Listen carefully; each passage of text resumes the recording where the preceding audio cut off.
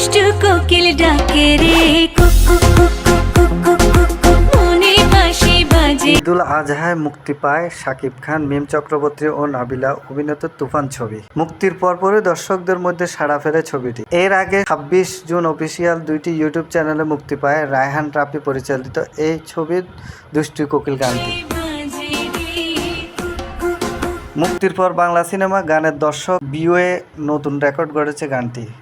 মাত্র 2 মাসের ব্যবধানে দুইটি চ্যানেলে গানটি দর্শক ভিউ 20 কোটি পার হয়ে গেছে। মঙ্গলবার দুপুর পর্যন্ত চরকি ইউটিউব চ্যানেলে গানটির দর্শক ভিউ 138 মিলিয়নের উপর।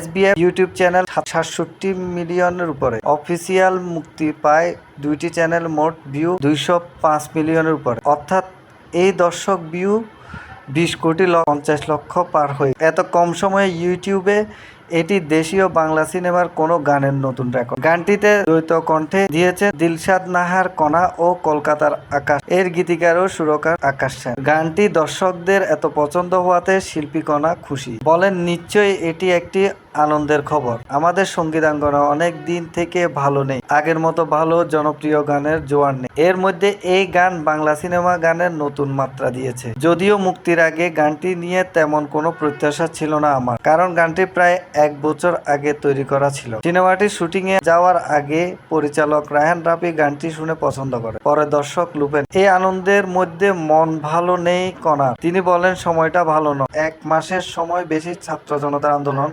হয়েছে, বহু মানুষ মারা গেছে, ভাবলে খুব কষ্ট লাগে, মর্মাহত হয়। এর পরপরে দেশের পূর্বাঞ্চলে ভয়াবহ বন্যা, বাড়িঘর, জায়গা জমি, গবাদি পশু হারিয়ে দিশেহারা মানুষ। এসব কারণে গান বাজনাও মন দিতে পারছি না। বলতে পারেন এমন আনন্দের খবর বিষাদ কাজ করছে নিজের মধ্যে। গানটির সাফল্যে মঙ্গলবার বিকেলে কলকাতা থেকে ভালো লাগার কথা বলেছেন আকাশ সেন। বিষয়টি ভালো লেগেছে।